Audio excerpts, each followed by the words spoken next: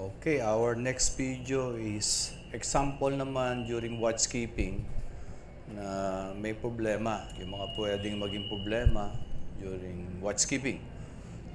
So pag inutusan kayo as ratings, malaking bagay kung naintindihan nyo ano yung gagawin nyo pag inutusan kayo. Let us have an example sa emergency, no?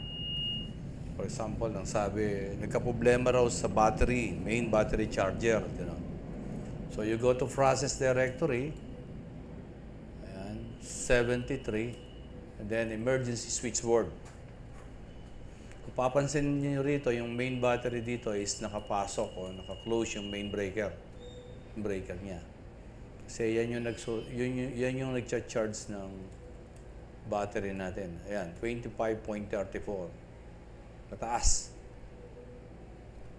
Let's say, nilagyan ng problem, ano?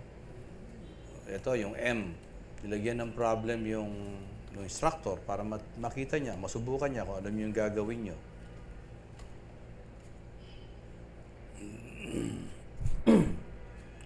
So, ayan. M9629, naka-off yung problem. Let's say, i-on natin. O, ayan, naka-on na ngayon. So, since naka-freeze yung simulator, hindi pa yan gumana. So, i-run natin yung simulator. Ayan, running. So, kung mapapansin nyo, yung breaker na-disconnect. And then, yung charge ng battery, ayan, bumababa. Unti-unti siyang bumababa. So, what you will do is, puntahan nyo yung M, buksan nyo, dito sa, ano to, scroll nyo rito, then ito, i-right click nyo para ma-off. Ayan. So, naka-off na yung problem. Parang ni-reset ba? Exit. Then, ito ngayon, i-close nyo ulit. Pindutin nyo lang. Ayan. Mapapansin nyo, tataas na uli yung charge. Ayan. Another problem is viscosity. Pag viscosity naman, you go to process directory again. Hanapin nyo yung fuel oil system. Ang viscosity controller, ayan, nandyan sa gawing kanan, itaas. Naka-auto ngayon, gusto ko yan. Ang setting niya is 15. Ang output ng controller niya is nasa 50 something. Ayan ang indicator ng viscosity. So, sa viscosity, kailangan may heating ka. Ayan yung heating niya. Ayan. Ayan yung main engine fuel heater. Number 1 is steam shutoff valve. Ito naman yung number 2. Ito yung pinaka-main. Nakasetting sa 7. Itong isang barbula na to, ito naman yung sa tracing. Okay, let us say na nagka-problem, ano, nilagay ng instructor. Balik tayo sa M.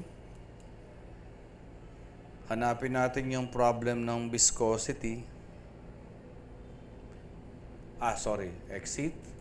Dito sa B, variable B00107, yung problem yan.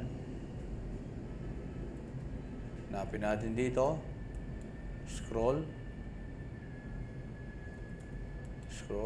Ayun, no? B00117. Ayan. 107 pala. Ito, rather, 10. B00107, main engine fuel heater, steam shutoff valve. So, pindutin nyo yan. Lagay nyo 0.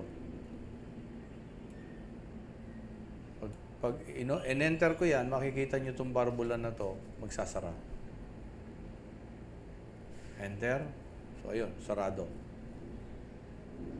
And then, another problem, ito, isara natin to. Isasara ng instructor.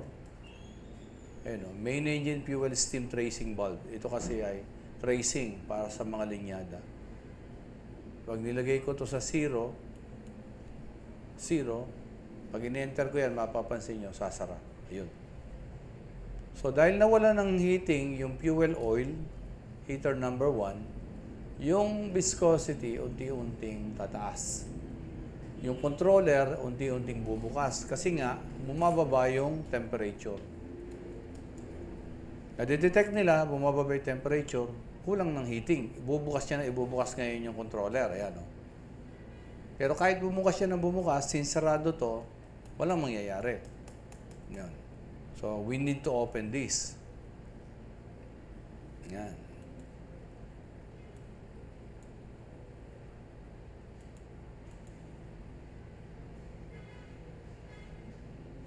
So, nakasiro ngayon, buksan natin. Kasi alarma yan. Ayan, tumataas na siya. So, unahan nyo na kung alam nyo. Ayan. Ayan, bumalik siya sa 1. Yung tracing nakasiro pa rin, pag binuksan natin yan, ayan, babalik siya sa 1. Na-reset yung problema. Okay? So, malapit na siya kung malarma, tumataas na yung controller, bumababa na yung temperature, pero dahil na agapan, so hindi na umalarma. But kung aalarma yan, mag-a-appear yan dito, pupula. Pag maingay, pindutin nyo lang silence. Okay? Okay, next problem is starting air compressor number 1. Ayan. Pag ganyan, punta kayo sa 102. Ayan, panel directory 102. So 102 kasi ayan yung power chip, pero power pump and compressor control. Yung automation niya, ayan, oh. Ayan. Actually, naka-manual na siya ngayon. Pag nakapindot na ganyan, ayan, naka-auto yan. Ayan. Ayan. Sabi dito, proceed to 102. Ito nga yun, 102. Power chip pump compressor control. I-manual mo daw yung compressor number 1. Ayan, manual. And then proceed to 59. Ayan. Process directory 59. Ayan. Ang pwedeng gawin kasi ng instructor dyan, punta sa M, mag-inject ng port. M4402. Ayan, no? Start air compressor number 1 failure. Itong off na yan, pwede niya i-on. So, ayun. Kahit i-local mo ngayon yan, hindi mo yung mapapanda. Kasi nga, nakadilaw, di ba? So, ang gagawin mo dyan, punta ka dito, M, i-off mo yung failure. Then, exit. Pwede mong paanda rin ng local, start mo yan, and then i-remote mo. Ayan, remote.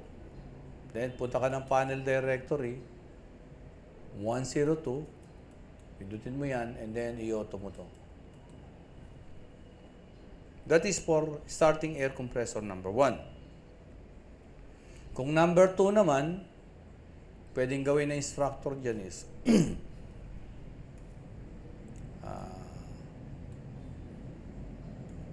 yung instructor, punta ka na, yan, starting air compressor again, number 2 naman, let's say number 2, naka-remote. So, si number 2, pwedeng, so 1 ito, no? Hanapin natin yung 2. So, yun. Starting air compressor number 2. Yan. Pwedeng gawin ng instructor dyan, i-on niya yan. Pag in-on niya yan, ayun, magpe-fail yung number 2. So, kahit i-local mo yan, ayaw. I-on mo yan, i-local, then i-on mo, ayaw niya na. Dahil nga, naka-on yung failure niya. So, may alarma, no? So, maingay, pindutin niyo yung silence. Pero hindi pa rin na-accept yung alarm. So, pindutin niyo yung bumupula na yan. Ayan, no? Aalarma yan. Kasi nga, dahil doon. Kasi naka-remote kanina nung nilagyan ng fault. Exit. So, pwede nyo gawin yan. Punta kayo ng M.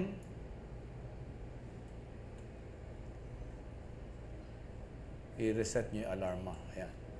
Ay, yung failure. Ayan. Pwede nyo nang i-remote yan. Then, dito, balik kayo sa 102. O yun. I-reset nyo yung auto. Manual. Then, balik nyo sa auto. Ayun, tumakbo na siya. Okay? Next, what if ang alarma naman is main engine, fuel oil, back plus filter? Kanina, viscosity. Ngayon naman, fuel oil system pa rin, number 11. Etong back plus filter na to, alarma. Yan. So, differential pressure is ayun o, 0.28. The difference in pressure daw ng inlet and outlet. What if yung instructor nilagay niya ng problema yung filter na yan? So, nilagay niya dirty main engine back plus filter. I-on niya yan. On. Yan. Ayan, mapapansin nyo. Ayan. Bababa yung pressure. Kasi madumi siya. So, pag ganyan, pwedeng bumaba yung pressure ng main engine ng fuel oil. So, ang gagawin nyo dyan, ililipat nyo siya. So, okay. So, kung umaalarma yung fuel filter natin, back plus filter, so, cambio natin sa manual. O, yun, bypass filter. Ayan, may bypass filter tayo. Open natin yung bypass filter. Ayan.